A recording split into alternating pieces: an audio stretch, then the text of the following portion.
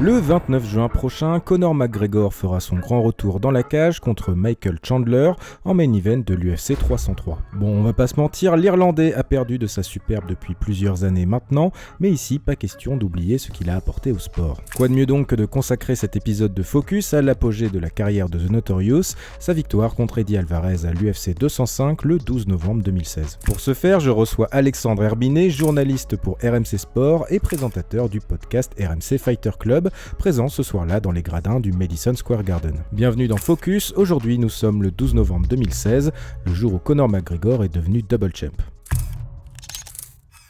Cette vidéo vous est présentée par notre sponsor Golden CBD, le leader du CBD bio en France, 100% légal. Si vous cherchez des solutions naturelles pour apaiser l'anxiété, améliorer votre sommeil, réduire les inflammations, nous vous invitons à découvrir leur sélection de produits de haute qualité. Le lien en description et notre code exclusif FIGHT vous fera bénéficier d'une réduction de 30%, profitez d'une livraison discrète et rapide et découvrez la différence que le CBD peut faire dans votre routine. Quand j'étais jeune adolescent, je me suis un peu pris d'amour pour le catch. À la WWF, qui est l'ancêtre de la WWE, ils ont amené un catcheur qui s'appelait Ken Shamrock. Et ils me l'ont présenté comme il a été arbitre d'un combat à WrestleMania 13 en 97. Et ils nous l'a présenté comme un mec qui venait d'un sport où tout était permis, ils étaient très flous dans les commentaires, mais ça a intéressé le jeune ado que j'étais. J'avais déjà Internet à l'époque et j'avais fait des recherches et j'avais fini par trouver 2-3 images, tu vois, de où venait Ken Shamrock, et on sait tous d'où vient Ken Shamrock. Ken Shamrock, il était présent à l'UFC 1 et donc c'est un des pionniers. Et j'avais réussi à trouver des images d'UFC, donc mon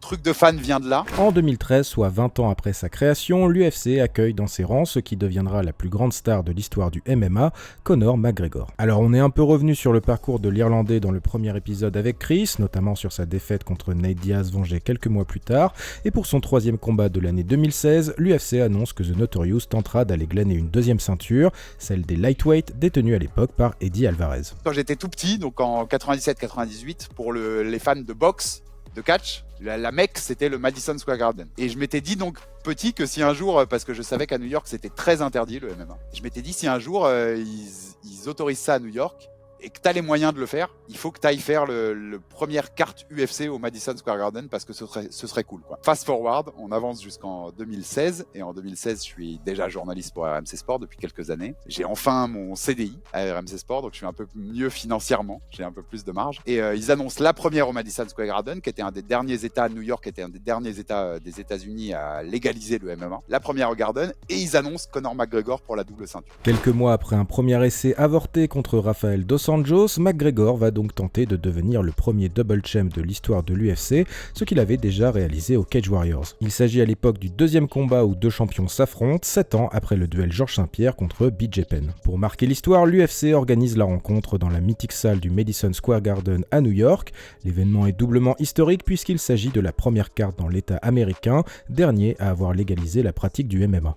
J'arrive sur la grande avenue qui est près de moi, qui est de la 5e ou la 6e, et je tombe en pleine manifestation anti-élection de Trump, puisque Trump a été élu président des États-Unis 4 jours avant. Donc je tombe là-dedans, je suis complètement la tête dans les fesses, hein, mais j'y vais et on part pour 5, je crois que je fais 5 heures. On va jusqu'à la Trump Tower, je chante des trucs complètement débiles. Enfin, on est complètement dedans. On arrive en fin d'après-midi et je me rends au Madison Square Garden, qui est donc de la Mecque, que moi j'ai déjà fait pour du basket. J'avais déjà fait les New York Knicks en tant que journaliste, donc c'est pas une première, mais c'est une première pour le MMA. Tu vis le truc fabuleusement parce que t'as toujours rêvé et t'es entre les deux, c'est-à-dire que je suis là dans une place de journaliste, mais en tant que fan de MMA depuis longtemps, avec l'envie de voir ça. Puis la carte est incroyable, on a Khabib, on a Khabib en prélim, et on voit beaucoup de trucs dans cette soirée-là, et puis t'arrives au main event où c'est un truc je suis vraiment content d'avoir vécu ça parce que je pense que c'est un truc assez unique qu'on aura vécu dans le MMA. Relégué dans la carte préliminaire alors qu'il aurait pu être le premier challenger d'Eddie Alvarez, Khabib Nurmagomedov soumet Michael Johnson 2 ans avant l'affrontement qui précipitera la chute de Conor McGregor. Mais la star de l'événement ce soir-là, c'est bien The Notorious qui fait son entrée au son de la ballade irlandaise Foggy Dew. La salle, t'es en Irlande, quoi, t'es à Dublin. En plus, New York est une ville tellement irlandaise. Ils ont tellement bien choisi l'endroit pour le faire, ça. Parce que c'est l'Irlande. C'est pour ça qu'on a été finir dans des bons bars irlandais, tu vois, avec des journalistes, parce que cette ville, c'est ça. Donc oui, t'es à la maison.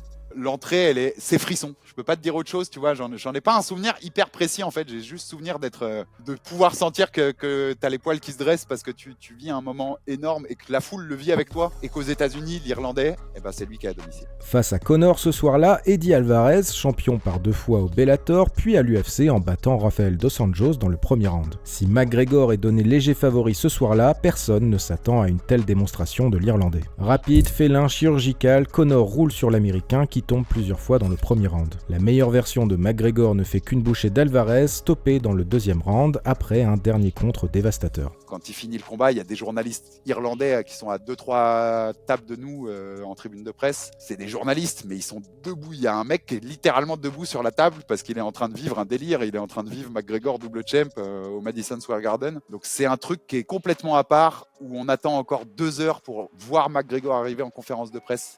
Avec tous les journalistes, la salle de presse du Garden, elle est pacte, elle est full, complet. Personne veut s'en aller, alors qu'on en a tous marre. Il est 1h ou 2h du matin, mais tu n'as qu'une envie, c'est de le voir arriver. Il arrive avec son costard, sa démarche. Et il y a des mecs qui prennent des photos, il y a des mecs qui dans le couloir qui amènent McGregor sur l'estrade pour la conférence de presse, des journalistes qui se ruent et qui prennent une photo, tu vois. C'est des trucs que moi j'ai vu que 2 fois dans ma carrière de journaliste. Ça fait plus de 20 ans que je fais ce métier-là. Je l'ai vu avec Lance Armstrong au Tour de France 2005, où des journalistes étaient devenus tellement fanboys de Lance qu'ils allaient prendre des selfies avec lui le jour de son dernier Tour de France en tant que maillot jaune. C'est un délire quand t'es payé pour être quand même dans un rôle et dans un truc et tu vas courir après un mec pour prendre des selfies, c'est un truc incroyable. Ce soir-là, l'UFC bat 2 records avec 20 000 fans présents au MSG et les 17 millions de dollars de recettes générées par la carte. L'événement a un grand retentissement à l'international et notamment en France, alors que des parlementaires commencent déjà à parler d'une éventuelle légalisation. 3h du mat, RMC m'appelle, les mecs des grandes gueules du sport, le producteur de l'époque, et il me dit Christophe Cessieux, qui est le mec qui présente. Il a entendu parler de ce qui vient de se passer au Garden, il veut qu'on parle de l'événement. Il sait que t'es là-bas, que t'y es pas pour le travail en soi vraiment, mais que voilà, t'as assisté à l'événement. Est-ce que tu veux prendre le truc? Malgré les whisky, on y va. Et quand je reçois l'appel pour participer aux grandes gueules du sport, ça fait pas longtemps que je suis en CDI à RMC, mais ça fait longtemps que j'y suis à RMC et je connais mes grands médias, comment ça fonctionne. Et que le MMA n'a pas lieu de citer à ce moment-là. Il y a des chefs qui m'ont dit le MMA on n'en parlera pas, c'est pas un sport. Donc quand on m'appelle pour être sur RMC un dimanche matin, entre le foot et le tennis, et parler d'un phénomène comme McGregor, juste après qu'il y ait eu un rapport de parlementaires français qui te disent qu'il faut légaliser le MMA. Quand je raccroche, moi, de RMC ce jour-là, je te jure, Edouard, je me dis, je sais qu'on est en train de passer un cap. Et le cap, il sera passé 4 ans après avec la légalisation. Mais je savais qu'on venait de passer un truc. Et en fait, merci, Conor. Malgré la soirée parfaite, les fans savent que cette UFC 205 marque aussi la fin du grand Conor à l'UFC. Destitué de ses 2 titres à cause de son inactivité, l'Irlandais ira affronter Floyd Mayweather en boxe anglaise pour un chèque monstrueux, avant un retour à l'UFC en demi-teinte, marqué par des excès contre Khabib Nurmagomedov et une double défaite contre Dustin Poirier. Je dirais que c'est du gage qu'il avait un potentiel pour faire bien mieux que tout ce qu'il a fait à l'époque, et qu'il a même pas défendu une seule fois une ceinture, et que moi je considère toujours dans tous les sports de combat que t'es champion quand tu gagnes la ceinture et quand tu la défends. Il l'a jamais fait. Il avait un potentiel pour faire bien plus là-dessus, donc t'es forcément un peu déçu. Maintenant, qu'est-ce que tu veux reprocher à un mec? J'ai fait un tweet pour dire que j'assume totalement, pour dire que je comprends totalement Saladin Parnasse, avec le move qu'il fait. Et Saladin, on le verra sans doute un jour à l'UFC. Et on verra ce qu'il donnera à l'UFC. Mais tu peux pas passer à côté de ce que tu as fait. Et ce qu'a fait Conor McGregor, il a été numéro 1 Forbes une année. Il a été le mec qui a gagné le plus au monde dans le sport. C'est ouf.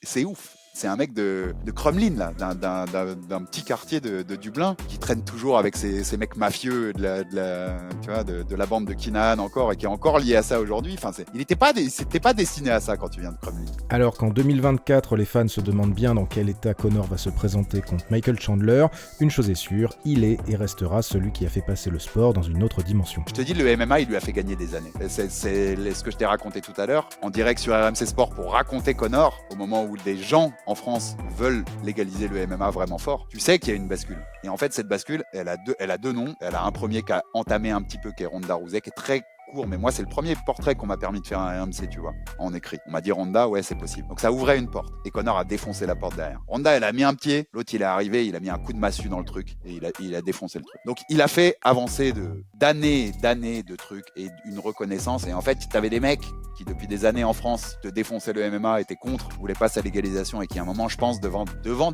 des vidéos de McGregor en 2016 devaient se dire on est bien con, tu sais quoi. On est bien con parce qu'une des plus grandes stars du sport, elle est dans le truc qu'on essaye d'interdire depuis des années. Voilà, c'est fini pour cet épisode de Focus. Merci de l'avoir regardé et merci à Alexandre pour sa participation. Vous pouvez retrouver son travail ainsi que son podcast sur RMC Sport. N'hésitez pas à liker, à commenter cet épisode et à vous abonner à Fight Minds pour plus de contenu sur le MMA. Quant à moi, je vous dis à lundi prochain. Ciao.